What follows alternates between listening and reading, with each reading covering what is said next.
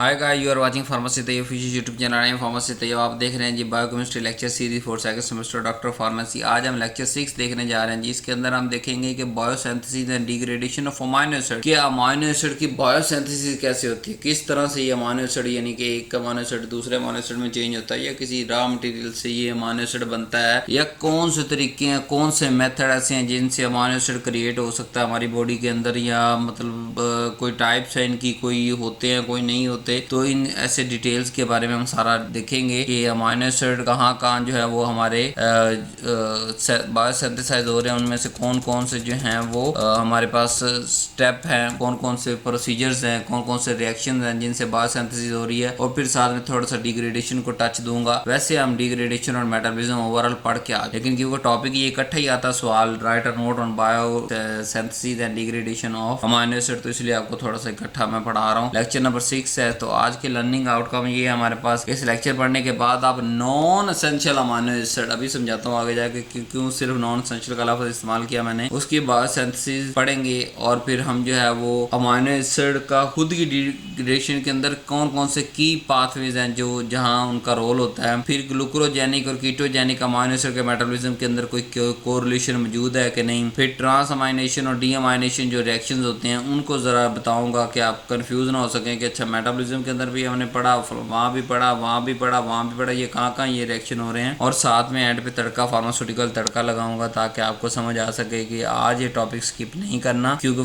Future में आपको ये बहुत काम आने वाला है। तो स्टार्ट करते हैं जी। Biosynthesis of amino acid. Amino acid जो है वो एसेंशियल बायोमॉलिक्यूल्स हैं जो कि हमारी बॉडी के लिए रिक्वायर्ड, नंबर एक बायोमॉलिक्यूल्स हैं, दूसरे एसेंशियल, यानी इसके बगैर हमारी बॉडी ग्रोथ नहीं कर सकती, नॉर्मल फंक्शन परफॉर्म नहीं कर सकती। तो प्रोटीन बनाने के लिए सबसे पहले अमाइनो एसिड चाहिए, एनर्जी प्रोड्यूस करने के लिए अमाइनो एसिड चाहिए, न्यूरोट्रांसमीटर्स, हार्मोन्स और न्यूक्लियोटाइड बनाने के लिए अमाइनो एसिड चाहिए। पीछे मैं पढ़ा के आ चुका हूँ कि कैसे डीकार्बोक्सिलेशन रिएक्शन के अंदर कैसे न्यूरोट्रांसमीटर बन रहे थे, ठीक है। हार्मोन्स, अब अमाइनो एसिड होगा तो हार्मोन बनेगा। न्यूक्लियोटाइड के अंदर कैसे इस्तेमाल होते हैं। तो ये सारे के सारा जो बॉडी का 80% आप कह सकते हैं कि बॉडी फंक्शन या स्ट्रक्चर प्लस फंक्शन को रिलेशन इसी पे डिपेंड कर रहा है। प्रोटीन बनाने के लिए अमाइनो एसिड चाहिए, एनर्जी प्रोड्यूस करने के लिए अमाइनो एसिड चाहिए, न्यूरोट्रांसमीटर के लिए अमाइनो एसिड चाहिए, हार्मोन्स बनाने के लिए चाहिए, न्यूक्लियोटाइड, डीएनए बनाने के लिए, आरएनए बनाने के लिए हमें चाहिए। लेकिन अमाइनो एसिड होते कितने तरह के हैं? दो तरह के, पहले एसेंशियल और दूसरे नॉन एसेंशियल। एसेंशियल का मतलब ये कि जो हमें बाहर से लेने पड़ेंगे, यानी डाइट से खाने पड़ेंगे, अंदर हमारी बॉडी से नहीं बने। नॉन एसेंशियल अमाइनो एसिड ये हमारे बॉडी सिंथेसाइज करती है। इसलिए मैंने आपको कहा था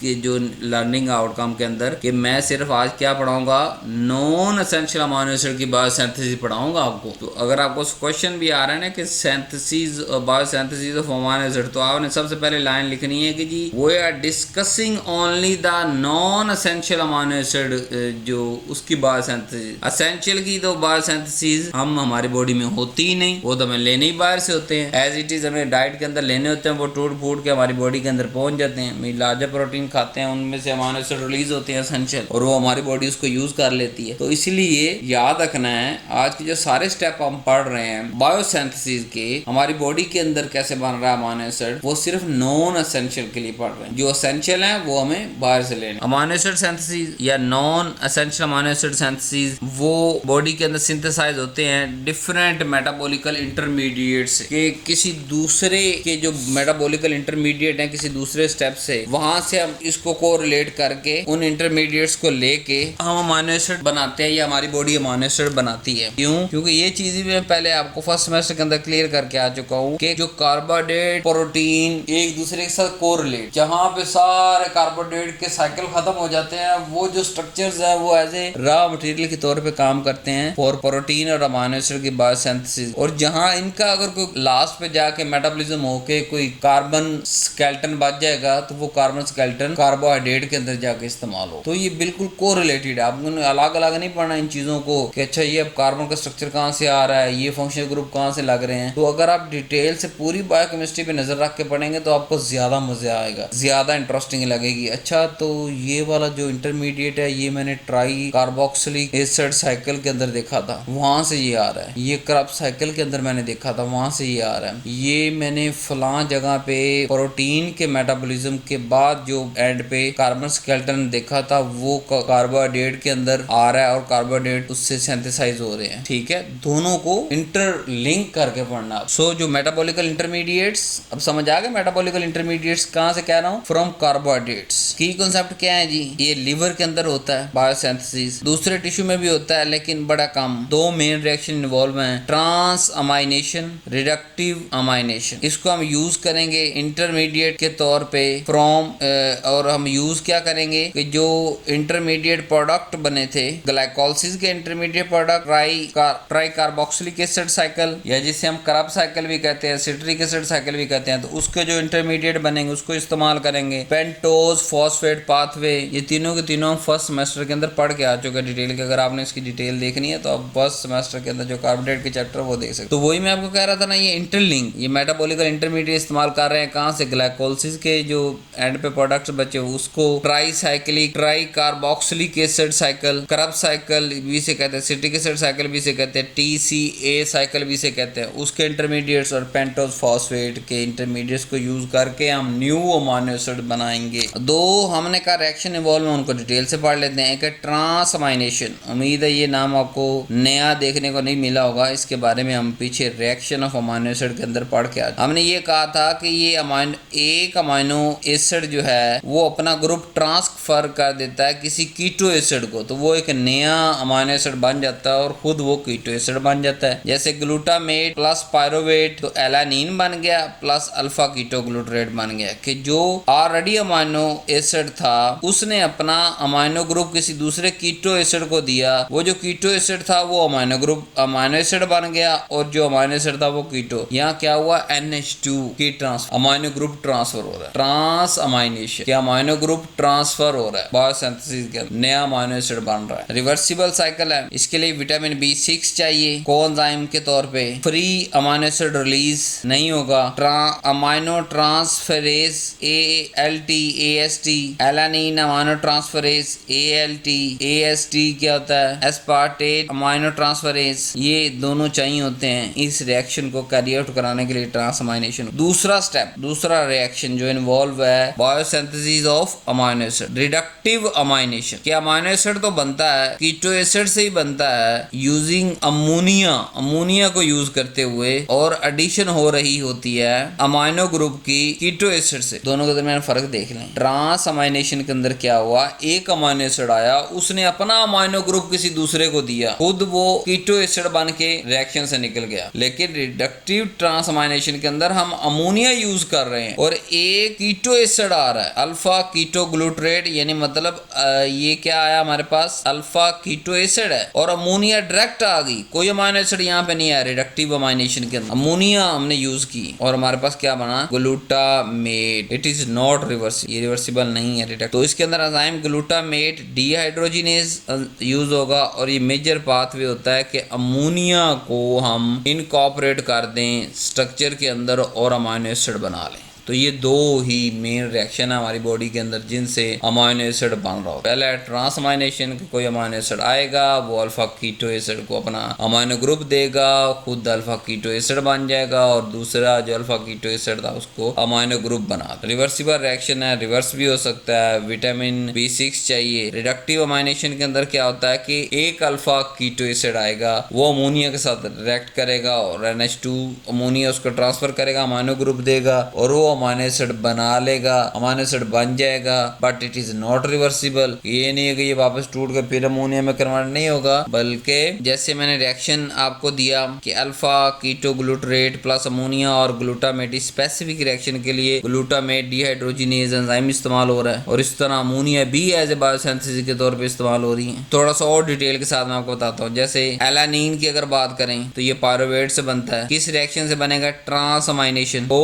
एक अमीनो एसिड दूसरे कीटो एसिड को अपना अमोनिया ग्रुप देगा और वो उस जो कीटो एसिड को देगा उसको अमीनो एसिड बना देगा। ये जरूरी होता है ग्लूकोज एलानिन साइकिल के लिए। एस्पार्टेज की बात करें जो ऑक्सल और एसीटेट से करें, ये भी ट्रांस अमाइनेशन की मिसाल है और ये न्यूक्लियोटाइड के लिए परिकासर है, यूरिया साइकिल के लिए परिकासर है। ग्लूटामेट की अगर बात करें alpha keto glutarate from alpha keto glutarate से बनता है। Central amino acid in nitrogen metabolism, nitrogen metabolism के अंदर जो सेंट्रल अमीनो एसिड है वहां वहाँ एज ए ग्लूटामेट इस्तेमाल हो रहा होता है। ग्लूटामीन की अगर बात करें तो ये ग्लूटामेट से बनता है, जैसे अभी पीछे पढ़ के आ चुके रिडक्टिव अमाइनेशन के थ्रू बनता है। ये अमोनिया यूज हो जाता है, जब यूज होगा तो क्या मतलब डिटॉक्सिफाई हो गया ना, वो खत्म होगा हमारी बॉडी से, और यहाँ पे ये नाइट्रोजन ट्रांसफर हो रही है। सेरीन और ग्लाइसिन की बात करें तो ये थ्री फॉस्फोग्लिसरेट जो कि ग्लाइकोलिसिस से आता है उससे बनते हैं। सिस्टीन जो है वो मैथियोनिन और सेरीन से बनते हैं और इसके अंदर सल्फर मौजूद होता है। टायरोसिन मैंने बताया ना कुछ अमीनो एसिड के अंदर सल्फर ही मौजूद होता है। टायरोसिन ये फिनाइलएलानिन से बनता है जो कि बाद में फिर हमारे लिए डोपामीन और थायरोक्सिन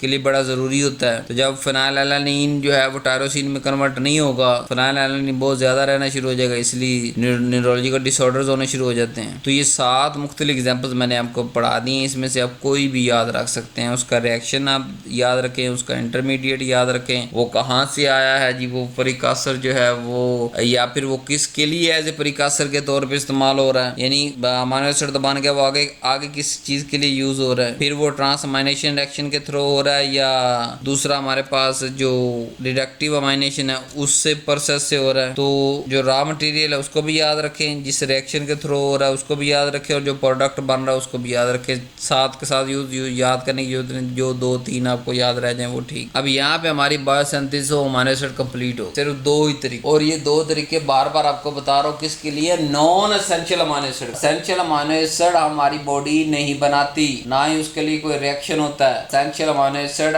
डाइटरी अमीनो एसिड है, मतलब खुराक में से लिए जाने वाले अमीनो एसिड, कि अगर हम बाहर खुराक से एसेंशियल अमीनो एसिड नहीं लेंगे तो हमारी बॉडी के अंदर एसेंशियल अमीनो एसिड खत्म हो जाएंगे और उससे फिर डिसऑर्डर जनरेट होंगे। जबकि जो नॉन एसेंशियल हैं उनके बायोसिंथेसिस मैंने आपको पढ़ा दी है। ओवरऑल जनरल भी हम इसको कहते हैं अमीनो एसिड के बायोसिंथेसिस, और स्पेसिफाई भी कर सकते हैं कि बायोसिंथेसिस ऑफ नॉन एसेंशियल। दोनों के अंदर आपने सेम जवाब लिखना है, 2 रिएक्शन है, दोनों इस्तेमाल हो रहे हैं, उसके आगे एग्जांपल दे दिए। साथ के साथ एग्जांपल अगर याद कर लेंगे तो और ज्यादा बेटर हो जाएगा। 20 नंबर का क्वेश्चन आता है उसके अंदर आप पुट अप कर सकते हैं। 5 नंबर का क्वेश्चन आता है तो 2 रिएक्शन लिख दे, 1-2 एग्जांपल लिख दे। So non essential amino acid की बायोसिंथेसिस है वो मैंने आपको पढ़ा दी है। एसेंशियल अमीनो एसिड की बायोसिंथेसिस कोई नहीं होती, बाहर से लेने होते हैं। अब हम लेक्चर के लास्ट पार्ट की तरफ चलते हैं, डिग्रेडेशन। डिग्रेडेशन अमीनो एसिड पढ़ाने से पहले मैं आपको कुछ याद करवाना चाहूंगा कि जैसे जो अभी रिसेंट अपलोड हुआ है, जैसे ये वीडियो रिकॉर्ड कर रहा हूँ उससे रिसेंट अपलोड हुआ है 2026 के अंदर, और वो टॉप वायरल जा रहा है हमारा लेक्चर डाइजेशन, अब्जॉर्प्शन, मेटाबॉलिज्म और एक्सक्रीशन। वहाँ मैंने डिटेल के साथ आपको मेटाबॉलिज्म पढ़ा चुका। तो यहाँ सिर्फ थोड़ा सा टच दूंगा आपको कि डिग्रेडेशन या मेटाबॉलिज्म ऑफ अमीनो एसिड एक ही बात है ना, कि अमीनो एसिड कैसे टूट रहा है, और मेटाबॉलिज्म ऑफ अमीनो एसिड भी यही है। तो वहाँ डिटेल से मैं आपको पढ़ा के आ चुका हूँ, या थोड़ा सा आपको टच देता हूँ ताकि आपको दोबारा याद हो सके। नंबर 2, जैसे बायोसिंथेसिस के 2 स्टेप थे, 2 मुख्तलिफ रिएक्शन से अमीनो एसिड बन रहे थे, या कार्बोहाइड्रेट की अगर बात करें तो वहाँ मेटाबॉलिज्म के एक लंबे स्टेप होते हैं कि ये 7 स्टेप होंगे, जिसके बाद ये साइकिल कंप्लीट होगा, ये होगा। इस तरह मैंने आपको बताया अमीनो एसिड के अंदर ऐसा कुछ नहीं होता। अमीनो एसिड के अंदर डिफरेंट रिएक्शन परफॉर्म हो रहे होते, इसीलिए हम अमीनो एसिड का मेटाबॉलिज्म के तौर पे वहाँ रिएक्शन का लफ्ज इस्तेमाल करते हैं, या डिग्रेडेशन के अंदर भी रिएक्शन का लफ्ज इस्तेमाल करेंगे। क्या अमीनो एसिड डिग्रेड होते हैं जी इन 4-5 तरीकों के थ्रू, जो मर्जी हो जाए उसके ऊपर, जो कि हम डिटेल पांचों के पांचों तरीके डिटेल के साथ पढ़ के आ चुके हैं। तो ओवरऑल यहाँ बात करें तो 3 मेन हैं जी। पहले होता है ट्रांसअमाइनेशन, जो कि बिल्कुल बायोसिंथेसिस के सिमिलर है। अब यहाँ सिमिलर का मतलब समझ लें, वहाँ मैंने आपको रिवर्सिबल रिएक्शन पढ़ाया ना कि ट्रांसअमाइनेशन रिवर्सिबल है। उसका क्या मतलब है कि अगर एक अमीनो एसिड दूसरे अल्फा कीटो एसिड को अमीनो ग्रुप दे के न्यू अमीनो एसिड बना रहा है प्लस कोई कीटो एसिड बना रहा है, तो वो रिवर्स भी हो सकता है। वो अमीनो एसिड जब टूटेगा तो वो किसी दूसरे अमीनो एसिड को देगा और खुद अल्फा कीटो एसिड बन जाएगा। तो रिवर्सिबल रिएक्शन, उसको आपने घबराना नहीं है, वही सेम ट्रांसअमाइनेशन का जो रिएक्शन है वो सेम है बायोसिंथेसिस के अंदर भी, डिग्रेडेशन के अंदर। सिर्फ क्या होगा कि जब अमीनो एसिड बन रहा होगा तब उसको कह देंगे अमीनो एसिड सिंथेसिस। जब वो कोई खास अमीनो एसिड ब्रेक डाउन हो रहा होगा, जारी बात है एक अमीनो एसिड दूसरे अमीनो एसिड में चेंज हो रहा है ना, तो अगर हम उसको न्यू अमीनो एसिड पे हमारा फोकस होगा कि अच्छा ये वाला बन रहा है तो हम उसको बायोसिंथेसिस का नाम दे देंगे। अगर हम ओल्ड अमीनो एसिड पे नजर रखेंगे कि अच्छा ये वाला जो ओल्ड अमीनो एसिड है ये अल्फा कीटो एसिड में कन्वर्ट हो रहा है, तो वो क्या होगा, उसकी डिग्रेडेशन वो स्टेप हो जाएगी। तो रिएक्शन सेम है लेकिन अमीनो एसिड का फर्क है। हम किस अमीनो एसिड की बात, अगर तो हम नए बनने वाले अमीनो एसिड की बात कर रहे हैं तो वो बायोसिंथेसिस, उस रिएक्शन को ट्रांसअमाइनेशन को हम बायोसिंथेसिस कह देंगे। अगर हम जो पुराना अमीनो एसिड है जिससे नया अमीनो एसिड बन रहा है उस पुराने की बात कर रहे हैं तो उसकी तो डिग्रेडेशन हो रही है ना, उससे अमीनो ग्रुप रिमूव हो रहा है, और वो बेचारा अल्फा कीटो एसिड बन रहा है, वो कार्बन स्केलेटन बन रहा है, तो वो क्या होगा, उसकी डिग्रेडेशन होगी, उसका मेटाबॉलिज्म होगा, उसका रिएक्शन हो गया। तो रिएक्शन सेम है, सिर्फ हमारा जो फोकस है अमीनो एसिड पे वो डिफरेंट।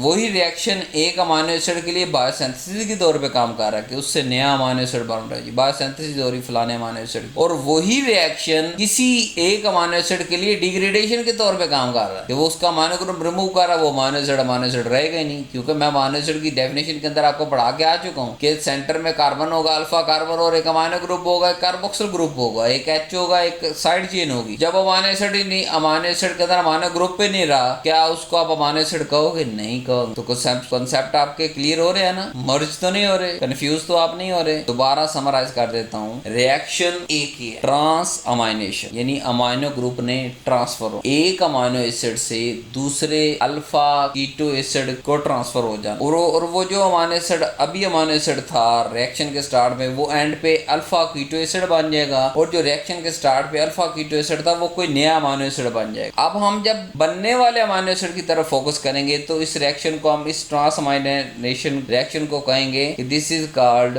बायोसिंथेसिस ऑफ फलां XYZ अमीनो एसिड। अगर हम डिग्रेडेशन की बात कर रहे होंगे तो वो जो अमीनो एसिड टूट रहा है, जिसका अमीनो ग्रुप रिमूव हो रहा है, जिसकी नाइट्रोजन डिस्ट्रीब्यूट हो रही है, उसके लिए वो डिग्रेडेशन है, ये मेटाबॉलिज्म है उसका। दूसरा होता है डी अमाइनेशन, कि अमोनिया डायरेक्ट रिमूव हो जाए, यानी अमोनिया डायरेक्ट रिमूव हो जाए। अब ये बायोसिंथेसिस के अंदर नहीं है, ये सिर्फ डिग्रेडेशन के अंदर होता है ये रिएक्शन, कि अमोनिया ग्रुप रिमूव हुआ, अमोनिया ग्रुप NH2 रिमूव हो जाएगा, तो क्या होगा, वो अमोनिया आगे यूरिया साइकिल में चला जाएगा, और उसको उस अमोनिया से फिर यूरिया बनेगा, और वो यूरिया जो है पेशाब के अंदर एक्सक्रीट हो जाएगा। देखिए तीसरा स्टेप आ गया यूरिया फॉर्मेशन के, डी अमाइनेशन के अमोनियम बनेगा, अमोनिया से हम यूरिया बनाएंगे, और इसको यूरिया साइकिल को नेक्स्ट नीचे वाले लेक्चर के अंदर डिटेल के साथ हम डिस्कस करते हैं। यहाँ सिर्फ आप डिग्रेडेशन को समझ, तो बाकी के चारों reaction, D carboxylation, D amination, वो सारे मैं पीछे बढ़ा के आ चुका हूँ। सिर्फ यहाँ टच देने का मकसद ये था, दोबारा बताने का मकसद ये था कि आप बायोसिंथेसिस को डिग्रेडेशन के साथ कंफ्यूज ना कर, आप जो है वो इसको कोई प्री प्लान्ड स्टेप्स ना समझ लें। एक अमीनो एसिड के लिए तो स्टेप बनाए जा सकते हैं ना, जैसे मिसाल लेट्स सपोज अगर कोई अमीनो एसिड है, उसकी ट्रांस अमाइनेशन हुई, ठीक है, और उसकी डिग्रेडेशन होगी। लेट्स सपोज कोई दूसरा अमीनो एसिड है, उसकी डी अमाइनेशन हुई, यानी उसका अमोनिया रिमूव हुआ, तो सिर्फ अमोनिया तो रिमूव नहीं होना ना, उस अमोनिया को फिर यूरिया साइकिल में भी कन्वर्ट होना है। इसीलिए मैं आपको कह रहा हूँ कि जो डिग्रेडेशन ऑफ अमीनो एसिड है, आप इसको मेटाबॉलिज्म का नाम देने की जगह पे, स्टेप वाइज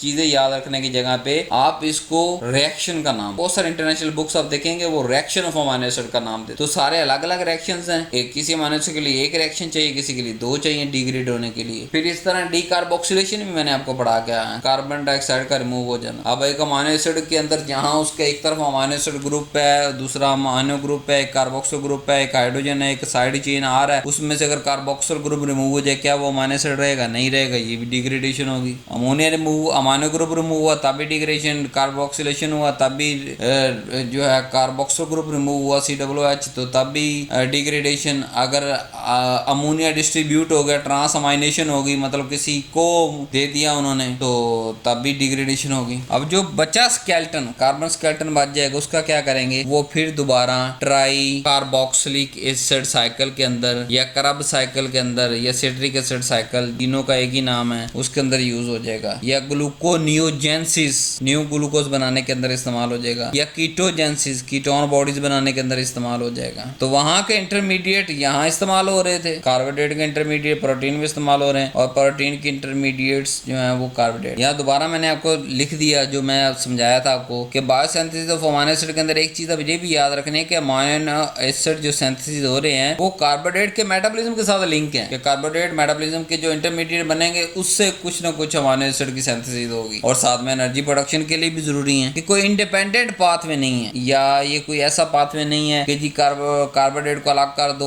वो अलग से सिस्टम पूरा निजाम चल रहा है, ये अलग से चल रहा है, नहीं। कार्बोहाइड्रेट के इंटरमीडिएट्स प्रोटीन के मेटाबॉलिज्म और बायोसिंथेसिस में इस्तेमाल हो रहे हैं, और जो प्रोटीन के इंटरमीडिएट्स हैं जैसे कि स्पेशल कार्बन स्केलेटन, वो कार्बोहाइड्रेट की बायोसिंथेसिस के अंदर और एनर्जी प्रोडक्शन के अंदर इस्तेमाल हो रहे हैं। अब दो तरह से डिग्रेडेशन हो सकती है, या तो ग्लूकोज बने इससे जो इंटरमीडिएट बना था एंड पे, या हमारे पास कीटो बॉडी बने, या दोनों चीजें भी बन सकती हैं। तो हम पढ़ते हैं keto glucogenic versus ketogenic amino acids के कौन से ऐसे अमाइनो एसिड हैं जिनके जो है वो इंटरमीडिएट से ग्लूकोज बनता है उसको कहेंगे ग्लूकोजेनिक, जिनसे कीटोन बॉडी बनेगी उन्हें कहेंगे हम कीटोजेनिक, और जिनसे दोनों बनेंगे वो बोथ हैं। साइड में मैंने डायग्राम भी अटैच कर दी और इसके अंदर मैंने नाम भी लिख दी। तो ग्लूकोज बन रहा है तो इसकी मिसाल क्या है जी, arginine, histidine, glutamate, glutamine, proline, valine, cysteine, methionine, aspartate, asparagine, alanine, serine, glycine, ये सारे के सारे क्या हैं, ग्लूकोजेनिक है, यानी इनसे आगे इंटरमीडिएट कार्बोहाइड्रेट के मेटाबॉलिज्म में इस्तेमाल होकर ग्लूकोज बने। कीटोजेनिक कौन से हैं, लाइसिन और ल्यूसिन, इनसे कीटोन बॉडीज बनेगी। बोथ दोनों जो हैं वो है ट्रिप्टोफैन, थेरियोनिन, फिनाइलएलानिन, टायरोसिन, आइसोल्यूसिन, इनसे ग्लूकोज भी बन सकता है और कीटोन बॉडीज भी बन सकती हैं। अब क्लिनिकल रेलेवेंस यहाँ पे क्या है कि ये जो कॉन्सेप्ट है कि ग्लूकोज बनना है या कीटोन बॉडीज बननी है, ये डायबिटीज और स्टारवेशन के अंदर इस्तेमाल होता है। डायबिटीज के लिए एक अलग सीरीज मैंने रिकॉर्ड कर दी, अब उसको देखे, उसके अंदर भी मैंने ये सारी चीजें समझाई हुई हैं कि किस तरह अगर आप मतलब अपने वेट को रिड्यूस करते हैं या अपना लाइफस्टाइल मॉडिफिकेशन करते हैं तो कहाँ कहाँ से सिर्फ जो हम खा रहे हैं उससे ग्लूकोज नहीं आएगा, बल्कि हमारे जो का प्रोटीन है उसके मेटाबॉलिज्म से भी ग्लूकोज आएगा। उस सीरीज के अंदर मैंने मुकम्मल डिटेल के साथ, वो सीरीज आपकी डॉक्टर ऑफ फार्मेसी के कोर्स के साथ उसका कोई लिंक नहीं है, वो मेरा पर्सनल एक्सपीरियंस मैंने उसको रिकॉर्ड करके रख दिया है ताकि आप में से जो कल को डायबिटीज स्पेशलिस्ट या डायबिटीज एजुकेटर बनना चाहते हैं तो वो अभी से उस सीरीज को देखना स्टार्ट कर दें और उसके छोटे नोट्स बनाएं, चाहे पहले सेमेस्टर में, दूसरे सेमेस्टर के अंदर है, चाहे जो से मर्जी सेमेस्टर के अंदर है। जब आप उस पूरी सीरीज को डायबिटीज को देख लेंगे तो आप अभी से ही जो डायबिटीज के पेशेंट हैं उनको मशवरा दे सकते हैं, क्योंकि इसकी बड़ी ज़रूरत है। हमारे हर घर के अंदर डायबिटीज़ और हाइपरटेंशन का पेशेंट मौजूद है, इसीलिए मैंने वो सीरीज़ बना दी है। बड़ी आसान अल्फाज के अंदर सीरीज़ बनाई है। अगर कोई थोड़ा सा फार्मासिस्ट नहीं भी है और पढ़ा लिखा मरीज़ है तो आप उसको डायरेक्ट भी रिकमेंड कर सकते हैं कि ये सीरीज़ सुन लो, क्योंकि उर्दू और पंजाबी के अंदर मैंने रिकॉर्ड की और उसके अंदर सिम्टम्स, साइंस और हर तरह की जो अलामतें हैं उनको कवर करने का तरीका, खाना बनाने का तरीका, प्लेट मेथड कि अपनी प्लेट को कैसे सजाना है, यानी कि जो दोपहर के सुबह टाइम के अंदर क्या प्रोटीन होना चाहिए, फाइबर होना चाहिए, रात को क्या प्रोटीन होना चाहिए, फाइबर होनी चाहिए, दिन के अंदर क्या होना चाहिए, कितनी कैलोरीज लेनी चाहिए, कितनी कैलोरीज नहीं लेनी चाहिए। तो आपको भी as a doctor of pharmacy के स्टूडेंट को मैं रिकमेंड करूंगा कि अभी से वो चीज़ें देख लें, ताकि जैसे जैसे आप एडवांस सेमेस्टर के अंदर जाएंगे आपको चीज़ें और ज़्यादा अंडरस्टैंड होती चली जाएंगी। फ्री टाइम के अंदर जब आपके पेपर शेपर हो चुके होंगे, आपके पास फ्री टाइम हो 2-4 माह, तो 3-4-5 दिन के अंदर वो वीडियोज़ 15-20 वीडियोज़ हैं, उस पूरे कोर्स को आप कर सकते हैं। और उससे क्या होगा कि आपका जो बुनियादी इन्फॉर्मेशन है शुगर के हवाले से वो आपका माइंड सेट चेंज कर देगा। आपको बहुत सी ऐसी इन्फॉर्मेशन मिलेंगी जिनसे आप फ्यूचर के अंदर अपने पेशेंट को ज़्यादा अच्छा डील कर सकते। स्टारवेशन का जब कॉन्सेप्ट के अंदर भी ये दोनों चीज़ें यूज़ होती। अब आज के इंटीग्रेटेड समरी देख लेते हैं। हमने अमाइनो एसिड लिया, उसको सिंथेसाइज किया, लेकिन कौन सा, सिर्फ नॉन एसेंशियल अमाइनो एसिड को, और फिर डिग्रेडेशन किया और दो चीज़ें बनी, या अमोनिया बन जाएगा या बेचारा कार्बन स्केलेटन बचेगा। अमोनिया को आपने यूरिया साइकिल के अंदर घुसा दिया और यूरिया बन गया और वो एक्सक्रीट हो गया, और कार्बन स्केलेटन जो है वो उसको वापस करब साइकिल और जो है वो कार्बोहाइड्रेट मेटाबॉलिज्म को वापस कर। Thank you very much. उम्मीद है आपको ये लेक्चर बड़ा इंटरेस्टिंग लगा होगा। मैंने शॉर्ट रखा है, सिर्फ टू द पॉइंट बात की है ताकि आपको समझ आ सके। मेरा मकसद कभी भी लेक्चर को खींचना नहीं होता, लंबा करना नहीं होता, एक्स्ट्रा इन्फॉर्मेशन देना नहीं होता, सिर्फ आपकी अंडरस्टैंडिंग को बहाल करना होता है ताकि आप प्रॉपर उसको अंडरस्टैंड कर सकें और समझ सकें। तो इंशाल्लाह नेक्स्ट लेक्चर जो यूरिया साइकिल है और उसके स्पेशली यूरिया साइकिल के डिसऑर्डर्स हैं उसके बारे में हम बात करेंगे। लास्ट के अंदर सिर्फ ये दो बातें, पहली बात ये कि बुक अवेलेबल है, आप व्हाट्सएप पे जाएं, इस नंबर पर रब्ता करें और सारा प्रोसीजर आप पूछ सकते हैं। नहीं तो प्रोसीजर सिंपल सा, क्या पहले आप पेमेंट करेंगे, दूसरे नंबर पे आपका अकाउंट बन जाएगा वेबसाइट पे, तीसरे नंबर पे आपको बुक नजर आना शुरू हो जाएगी 5 से 10 मिनट के अंदर। तो लेक्चर सीरीज को भी देखें, बुक को भी देखें, ताकि आपके लिए आसानी पैदा हो सके और किसी भी इंटरनेशनल बुक या किसी भी रेफरेंस की जरूरत आपको ना पड़े। लास्ट के अंदर रिक्वेस्ट, चैनल को सब्सक्राइब करना ना भूलें, चैनल को जरूर सब्सक्राइब करें, क्योंकि अभी भी 80% हमारे व्यूवर जो हैं, आप लोग जो रेगुलर व्यूवर हैं वो भी नॉन सब्सक्राइबर हैं। तो सब्सक्राइब कर दें, इसमें आपको कुछ नहीं जाएगा, आपने बटन प्रेस कर देना है, लेकिन मेरे लिए ये एक जो है वो पॉजिटिव मोटिवेशन के तौर पे काम करता है। और इसीलिए आप देखेंगे कि जैसे ही आप लोगों ने पिछले 2-3 माह के अंदर सब्सक्राइबर बटन दबाना ज़्यादा शुरू कर दिया तो लेक्चर भी ज़्यादा अपलोड होने शुरू हो जाए। मैं मोटिवेटेड रहूँगा तो आपके लिए ज़्यादा से ज़्यादा लेक्चर लेक्चर बना सकूं, क्योंकि मैं आपको बार बार बता चुका हूं कि ये मैं अपने फ्री टाइम के अंदर निकाल के स्पेशल आपके लिए कंटेंट ढूंढता हूं, उसको रिसर्च करता हूं, उसको प्रॉपर इंटीग्रेट करता हूं, उसको प्रॉपर स्ट्रक्चर करता हूं, फिर आपके सामने ये लेक्चर सीरीज पहुंचती हैं। तो मैं हज़ारों घंटे तो नहीं कहता, लेकिन चंद घंटे ज़रूर लगते हैं किसी भी एक लेक्चर के ऊपर मेहनत करने के लिए, जो कि मैं अपने फैमिली टाइमिंग और अपने बिजनेस टाइमिंग और अपनी दूसरी बिजी स्केड्यूल में से निकाल के लिए आपके लिए रिकॉर्ड कर रहा होता हूँ। तो आप इतना तो कर सकते हैं कि चैनल सब्सक्राइब कर दें, वीडियो लाइक कर दें और शेयर करें। कहाँ शेयर करना है? किसी सोशल मीडिया प्लेटफॉर्म पे शेयर नहीं करना, आपने सिर्फ व्हाट्सएप पे शेयर करना है। अपने जो आपके स्टूडेंट्स हैं, आपके साथ पढ़ रहे हैं सेमेस्टर या प्रोफेशन ईयर के हिसाब से, उनके साथ ग्रुप्स के अंदर, चाहे ऑफिशियल ग्रुप है या चाहे जो है वो आपका दूसरा ग्रुप है नॉन ऑफिशियल, उसके व्हाट्सएप के लाजमी इसका लिंक सेंड करें। अगर किसी दूसरे ने सेंड भी कर दिया तब भी आप सेंड कर दें, ताकि उनके पास रिमाइंडर के तौर पे जा सके और वो भी इस लेक्चर सीरीज से फ़ायदा उठा सकें। So thank you very much. उम्मीद है अगर हम मिल के ग्रो करेंगे, आप एज ए पूरी क्लास मिल के पढ़ेंगे और मैं आपको एज ए पूरे कंट्री के तौर पे मिल के पढ़ाऊँगा, तो ये एक ऐसी कम्युनिटी हम डेवलप करने में कामयाब हो जाएंगे जो कि 5 साल की हर बुक की प्रॉपर स्ट्रक्चर इंटीग्रेटेड इन्फॉर्मेशन उसके पास होगी और कल को आपको जॉब लेना आसान है, इंटरव्यू क्लियर करना आसान है, चीज़ें क्लियर करना आसान। अगर अभी से मतलब लेट्स सपोज अगर आपके पास ये बुक ये लेक्चर सीरीज ना हो तो आप क्या करें? रट्टा लगाएंगे, अगले साल भूल जाएंगे, फिर नया रट्टा लगाएंगे, फिर भूल जाएंगे, फिर रट्टा लगाएंगे, भूल जाएंगे। और इंशाल्लाह बड़ी जल्द हम जो मैं पीपीएससी लेक्चर सीरीज को भी लॉन्च करने जा रहा हूँ, इंशाल्लाह उसकी बुक भी लिखी जाएगी, वो भी वेबसाइट पे अवेलेबल होगी इंशाल्लाह बहुत जल्द। और उसकी प्रॉपर एक लेक्चर सीरीज भी बनाऊंगा कि अभी आप सेमेस्टर के हिसाब से ये वाले लेक्चर्स देख लें। जब आपका कोई पीपीएससी में तो हमारा ड्रग इंस्पेक्टर या हॉस्पिटल फार्मासिस्ट उसके लिए पीपीएससी पेपर लेता है, तो उसके अंदर फिर आप उस सीरीज को फॉलो करिएगा। उसके अंदर एक एक लेक्चर के अंदर एक एक बुक कवर की जा रही होगी, या जिस तरह की मेरी स्ट्रेटेजी होगी वो आपको नजर आ जाएगी उसके अंदर, और बुक भी उस हिसाब से लिखी जाएगी। ये वाली बुक्स वहाँ टेस्ट के अंदर दोबारा यानी कि बेसिक इन्फॉर्मेशन के तौर पे तो काम आएंगी, लेकिन वहाँ आपका ज़ेन टेस्ट के हिसाब से खोलूंगा। सो अभी से आप इन लेक्चर्स और बुक्स को यूज़ करें ताकि जो कल को बुक और कल को लेक्चर लिखे जाएंगे वो आपको याद करने आसान हो। आपको प्राइवेट नौकरी जॉब स्टार्ट कर देंगे, साथ में वो लेक्चर सीरीज देखते रहिएगा और साथ में जो है वो बुक परचेज कर लीजिएगा पीपीएससी टेस्ट प्रिपरेशन के लिए। ऑनलाइन अवेलेबल होगी, सॉफ्ट फॉर्म में ही होगी, नेट पे अवेलेबल। जहाँ बैठे हम नेट खोल लें, अगर आप 2 घंटे का बस का सफ़र कर रहे हैं तो उसके अंदर जो है वो 50 पेजेस पढ़ लें। ज़रूरी है आपने इतनी मोटी 500 सफ़ों वाली बुक उठा के जो है याद आ रही है, अब 2000 सफ़ों वाली बुक उठा के आपने पूरी बस के अंदर जाना है और आपने दिखाना लोगों को मैं पढ़ रहा हूँ। सॉफ्ट फॉर्म में आपके मोबाइल तक डाटा मैंने पहुंचा दिया, आपने मोबाइल खोलना है, अपना नेट चलाना है और उसको पढ़ते चले जाएं। किसी को क्या पता आप लैपटॉप के अंदर जो है स्क्रॉलिंग कर रहे हैं, पढ़ रहे हैं, क्योंकि हमने स्क्रॉलिंग नहीं करनी। Pharmacist profession is equal to no scrolling, only professionalism हमने लेके आना है। इन्फॉर्मेशन को उस लेवल तक लेके जाना है कि हम इस फील्ड को जैसे हमारे सीनियर्स ने इस लेवल तक पहुंचाया, इससे आगे वाली सीढ़ी हमने लेके जानी है, आप लोगों ने लेके जानी है, आप स्टूडेंट्स ने मिलके। तो वो कैसे होगा? Power of knowledge. जो नॉलेज की पावर है ना, वो किसी भी जो जरिया या मेथड पावर है उससे आप बीट उसको नहीं कर सकते, ये आपसे कोई छीन नहीं सकता नॉलेज। यानी कोई भी प्रोफेशन दूसरा आगे ये नहीं कह सकता जी कि ये फार्मासिस्ट ऐसे फार्मासिस्ट। जब आपके पास नॉलेज और स्किल होगी ना, आप दुनिया पे राज करोगे, आप अपनी कंट्री के अंदर राज करोगे। तो आए मिल के हम ये नेटवर्क बनाते हैं, मिल के काम करते हैं। लेक्चर सीरीज जरूर शेयर कर दीजिएगा व्हाट्सएप पे, लाइक करिएगा, सब्सक्राइब करिएगा और कोशिश करें कि सारे के सारे लेक्चर सीरीज आपको देखें जिस भी सेमेस्टर के अंदर, कम से कम उसके तो लेक्चर सीरीज सारे देखें। और एक दफ़ा अगर नहीं कोई लेक्चर समझ आ रहा दूसरी दफ़ा रिपीट करें, तीसरी दफ़ा रिपीट कर लें। किसी दूसरे फ्रेंड को साथ बैठ के इकट्ठे जो है वो लेक्चर आप नोट कर लें, देख लें, दोनों आपस में डिस्कस कर लें। कोई फिर भी क्वेश्चन रह गया तो आप इसके नीचे पिन कर सकते हैं, तो कमेंट कर सकते हैं, तो उस पर अलग से वीडियो बना दूंगा मैं इंशाल्लाह। So thank you very much. आज की गपशप भी होगी, आपके लिए मोटिवेशन के तौर पर गपशप लगाता रहता हूँ। अल्लाह हाफिज़। नेक्स्ट लेक्चर के अंदर मुलाकात होती है। अल्लाह।